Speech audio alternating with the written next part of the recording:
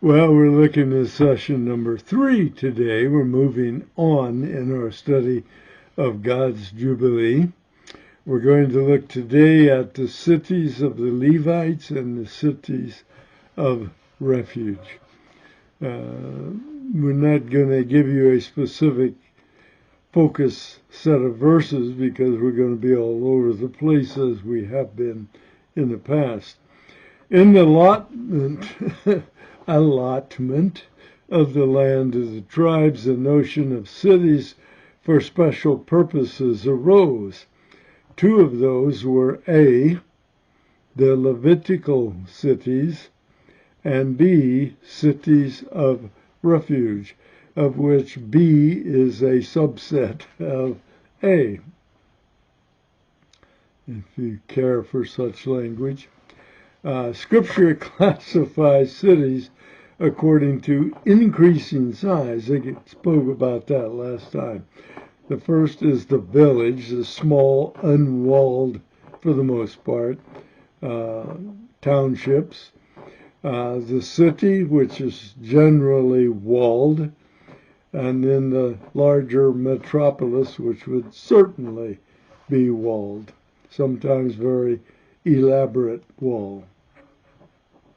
Well, villagers were generally unwalled again, while most cities, including those of the Levites, were walled. So what difference does that have?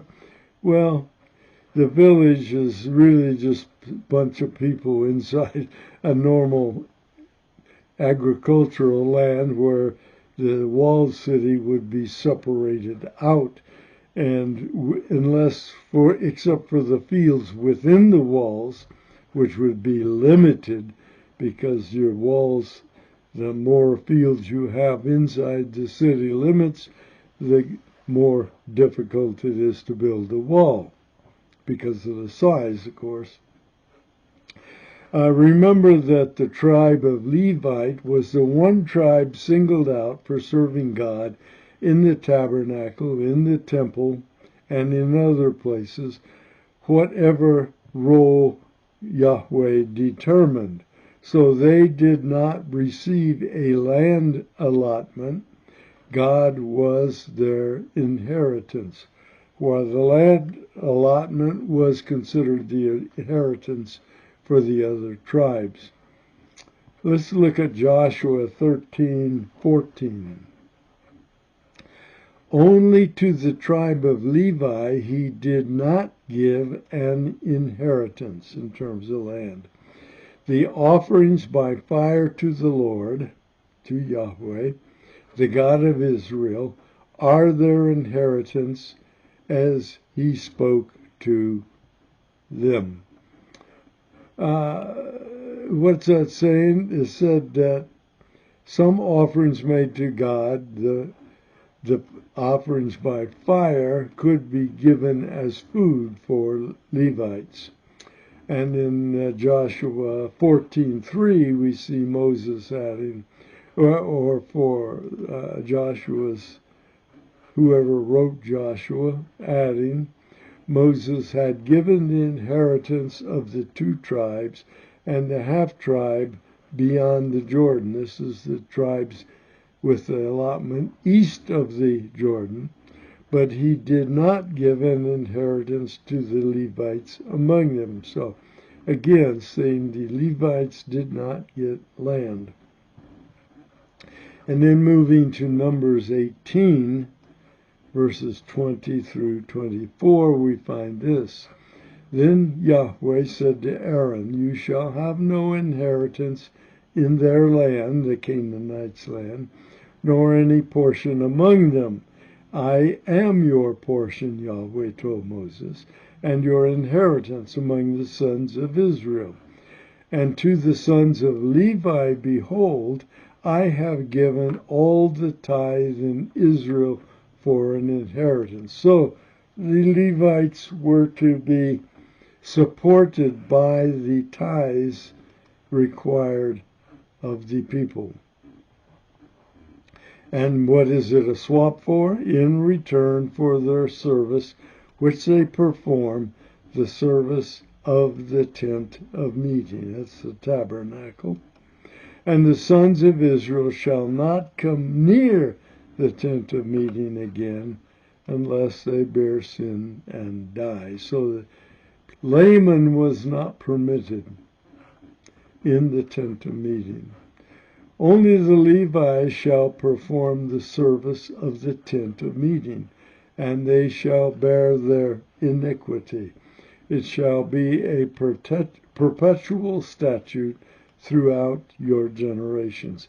And among the sons of Israel they shall have no inheritance, no land. For the tithe of the sons of Israel, which they offer as an offering to Yahweh, I have given to the Levites for an inheritance. Therefore I have said concerning them, they shall have no inheritance among the sons of Israel. But God had a concern for the care of the Levites. Deuteronomy 12, verses 18 and 19. But you shall eat them, this is some sacrifices, before the Lord your God in the place which the Lord your God will choose, wherever the tabernacle was at that time. You and your son and daughter and your male and female servants and the Levite who is within your gates. Any Levite that's within your township or your personal property will have a right to eat from anything devoted to God that you're allowed to eat. And you shall rejoice before Yahweh your God in all your undertakings. Be careful that you do not forsake the Levite as long as you live in your land. So it was to be a perpetual requirement that the Levite be supported from offerings and from tithes. And Deuteronomy 18, 6 through 9. Now if a Levite comes from any of your towns throughout Israel where he resides, remember they don't have their own territory, so they're going to reside all over Israel. And when he comes, whenever he desires to the place which the Lord chooses, and comes whenever he desires to the place that your Lord your chooses, wherever the tabernacle is, then you shall serve in the name of Yahweh his God, like all his fellow Yahwehs who stand there before Yahweh. In other words, even if you do not belong to the group working at the tabernacle, when you arrive, you become part of the crew. They shall eat equal portions, except where they receive from the sale of their father's estates. So if you're a Levite and your father left you something, that's not to be shared. Otherwise, when they get to wherever the tabernacle is, it's all shared equally otherwise. When you enter the land which Yahweh your God gives you, you shall not learn to imitate the detestable things of those nations. So Levites were cautioned about going anywhere near the religious practice of the pagans. The cities given for the Levites were not owned by the Levites, but were located on land belonging to one of the tribes. The Levites were permitted to live and serve in the cities, and we can see sooner or later that there were 48 such cities designated originally throughout Israel as Levitical towns, towns where the Levites could live and service and teach.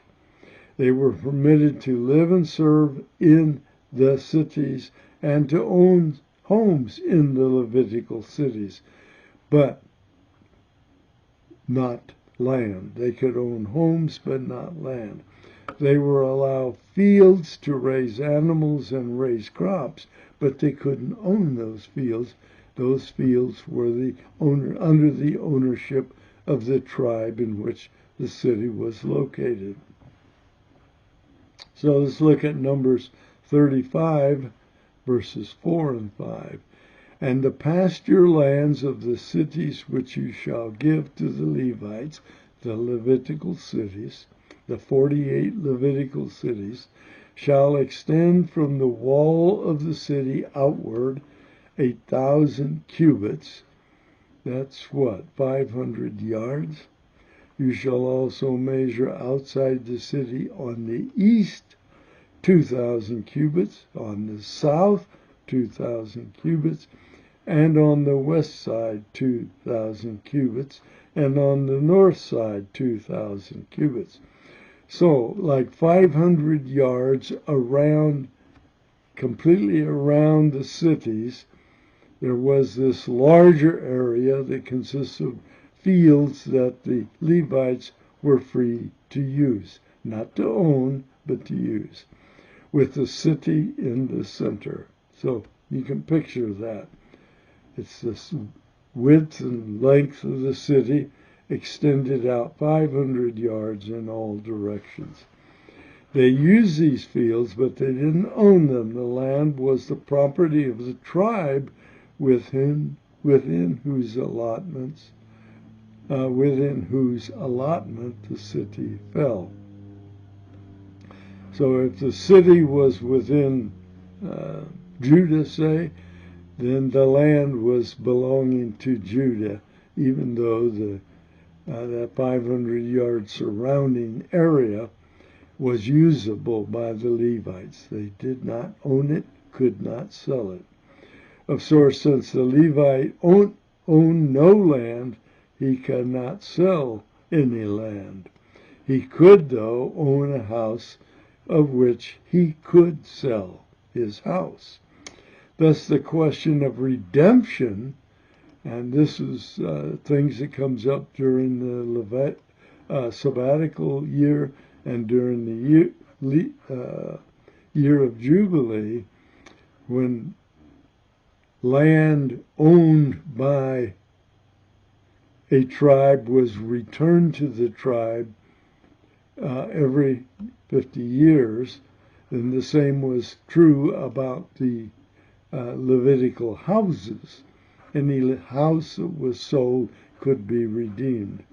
We'll speak of that matter a bit when we get into the Jubilee itself. But for now, we're going to settle for what Leviticus 25:32 through 34 says. For the cities of the Levites have a permanent right of redemption. Translate, if you have a Levitical let me finish it so you know where I'm going. The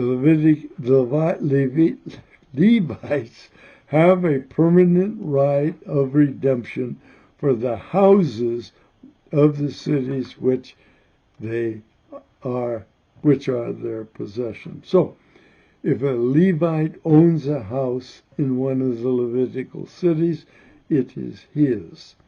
And he always has a right to redeem it, to get it back, even if he sold it. What therefore belongs to the Levites may be redeemed. But remember, those fields don't belong to them. For the houses of the cities of the Levites are their possessions among the sons of Israel. But pasture fields of their cities shall not be sold, for that is the perpetual possession of the Levites to use and of the tribe in which the allotment is fallen.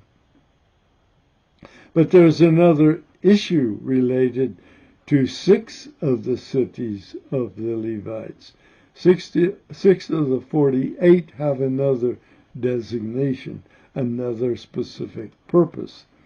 6 of the cities assigned as cities for Levites served a separate purpose. We've actually mentioned it, we haven't discussed it. In the culture of those times, there was a generally unwritten law, part of what was known in Latin as lex talionis, Taliones, law of retaliation. And I'm going to read from Leviticus 24, verses 19 and 20. And it's referring to death of an individual, whether it is murder or accident. And if a man injures his neighbor, just as he has done, so it shall be done to him. Fracture for fracture, eye for eye, tooth for tooth, just as he has injured a man, shall it be inflicted on him.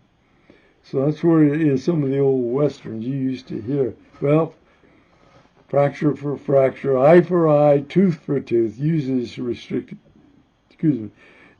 restricted to eye for eye, tooth for tooth. Saying somebody blackens your eye, you can blacken his. Somebody takes your eye, you can take his. Somebody breaks your tooth, you can break his. It was limited. It actually was to limit the amount of retribution or retaliation to no more than the same that was done. So, but let's go to this situation. I'm going to get very personal talking about person A and person B, just simply so I don't have to type any more than necessary.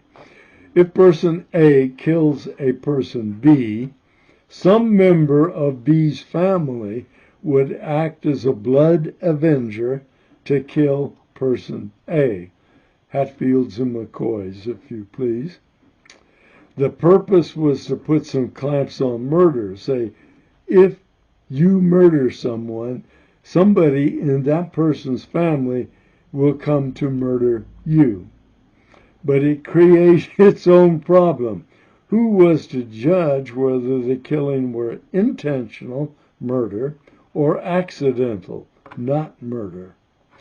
So then there needed to be some method of intervention that could settle that question. Now, if you accidentally kill someone, you still have some guilt for his death, but not punishable by your own death.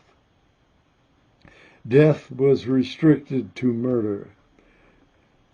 Death as a form of retaliation was limited to murder. But who's going to decide? If somebody kills your kin and you just assumed it was murder, you go after him and you kill him. That would be the blood avenger. He's not avenging blood for blood. He's avenging the blood of the dead person and atoning for it in some sense. Impetus, or the notion of validating the life, the blood of one killed, is found early in Genesis following the Great Flood. As a matter of fact, you're going to give me an earlier one of this, which we'll get to in a second. Genesis 9:6. This is right after the flood. Whoever sheds the blood of man, by man shall his blood be shed. This is speaking actually of murder. For God made man in his own image. Then during the Exodus, it was stated quite differently. Whoever takes a human life shall shortly be put to death. And it was speaking also of murder, even though the word murder does not appear. During the Exodus, a toned-down version was given. At that time, the altar could act as a place of sanctuary, but not for murder. If you do something You could flee to an altar, hang on the altar, and you could not be killed or have retaliation under lex talionis until there was a hearing. Distinction was made between intentional killing and unintentional or accidental killing. Let's see that in Exodus 21, verses 12 through 14. He who strikes a man so that he dies shall surely be put to death. But if he did not lie in wait for him, but God let him fall into his hand, then I will appoint you a place to which he may flee. And this is Yahweh speaking. If, however, a man acts presumptuously toward his neighbor so as to kill him craftily, on purpose, you are to take him even from my altar that he may die. So the altar was a place of sanctuary for some events, but not for murder. Excuse me. So Israel established 6 strategically placed cities of refuge. Each of those was a Levitical city, strategically placed so that A, in the example I gave you, could flee to one of these cities of refuge before being confronted by the blood avenger. He had to get there before the blood avenger caught him. If he did, then he was protected from the blood avenger. In the city of refuge, A would then be given safety from the blood avenger until a trial could determine whether A's death was appropriate or not. And they were to determine whether it was accidental or intentional. If death were not appropriate, if it were an unintentional act, A could remain in the city of refuge. In such a case, A would be, in a sense, incarcerated. How long? Until the death of the high priest. Now, we don't know if that's Israel's high priest or some other priest of some order. We don't know that for sure. Until that, you have to assume it means the high priest of the tribe of Aaron. The assumption is that A's killing of B, even if accidental and unintentional, still warranted some form of penalty. There was the death of an individual. Even if it's accidental, it was because of something A was responsible for it. So there's needed to be some form of penalty. After the death of the high priest, though, A could leave the refuge city and return home with no fear of the blood avenger.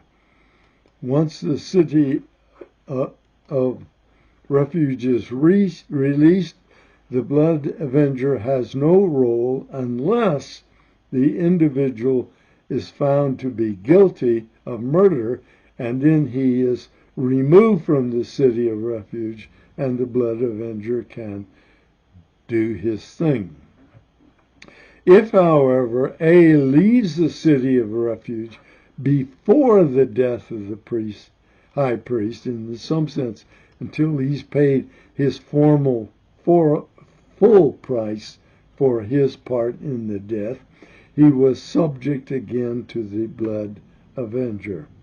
Some see in the death of the high priest a substitutionary payment for A's guilt.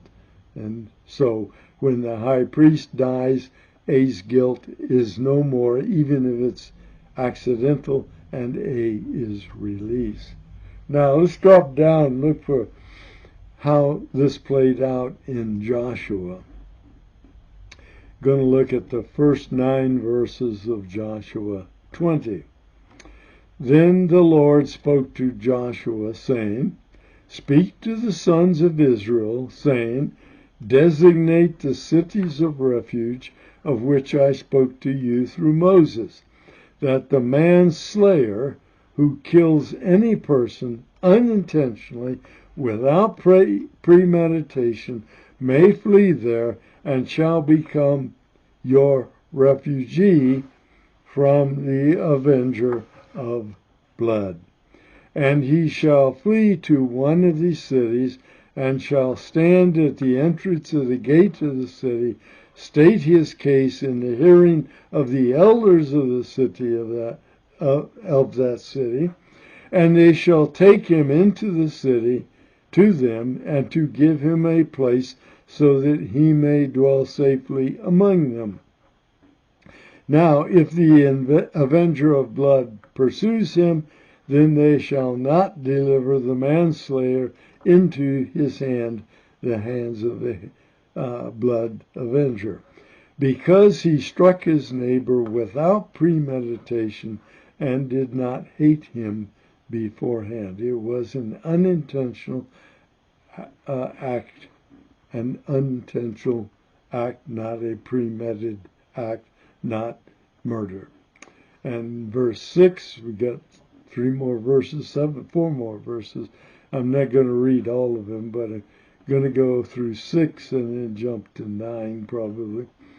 He shall dwell in that city until he stands before the congregation, probably the whole list of people in the city, until the death of the one who is high priest in those days.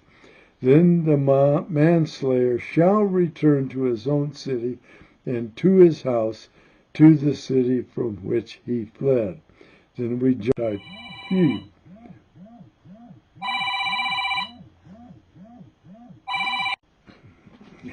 Okay. Verse 6, and he shall dwell in that city until he stands before the congregation for judgment, until the death of the one who is high priest in those days. Then the manslayer shall return to his own city and to his own house, to the city from which he fled.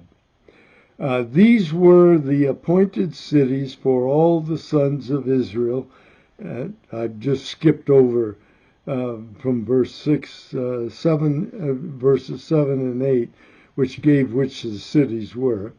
So I've skipped over that to verse 9. These were the appointed cities for all the sons of Israel, and for the stranger who sojourns among them, that whoever kills any person unintentionally may flee there and not die by the hand of the avenger of blood, until he stands, that is the one who is the manslayer, stands before the congregation again for a decision about murder or unintentional. The closest example again that we have in our culture is the old story of the Hatfields and McCoys, that such a feud ends when one of the tribes is killed off. And you don't want your society operating that way. So the key here is that every family or clan had someone who acted as its blood avenger. Often it seemed to be the relative closer to the one killed. Again, the idea was that blood must be validated, for unvalidated blood polluted the land. We'll talk about that in a minute. But the idea is, though, we don't want one tribe wiped out. Originally, the blood avenger, which was known throughout all the Middle East at that time, it was to put the brakes on murder and make murder less likely, because you know that somebody was going to come looking for you if you murdered one of their people. And so they wanted to put a brake on that and make murder less likely.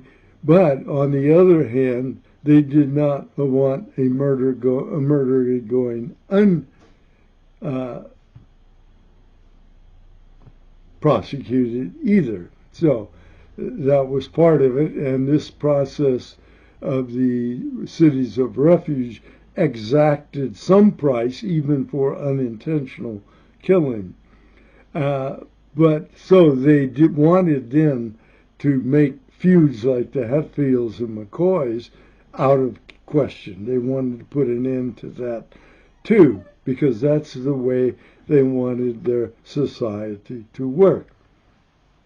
So now this statement I just made about polluted land. I'm looking at Numbers 35, verse 33. You shall not pollute the land in which you live, for blood pollutes the land, and no atonement can be made for the land. So atonement has to be done with respect to the blood. For blood that is shed in it, except by the blood of the one who shed it, okay? There's no atonement except for the blood that is shed in it, except by the blood of the one who shed it. So if one sheds a person's blood, that person who did it must pay the price to atone for the land. That's fundamentally what it's saying.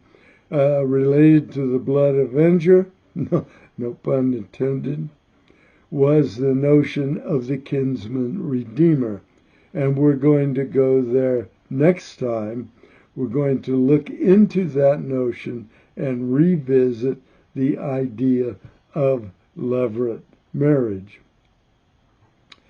So this relationship of some individual responsible for something that happens within the family or within the clan, within the tribe, that is crucial.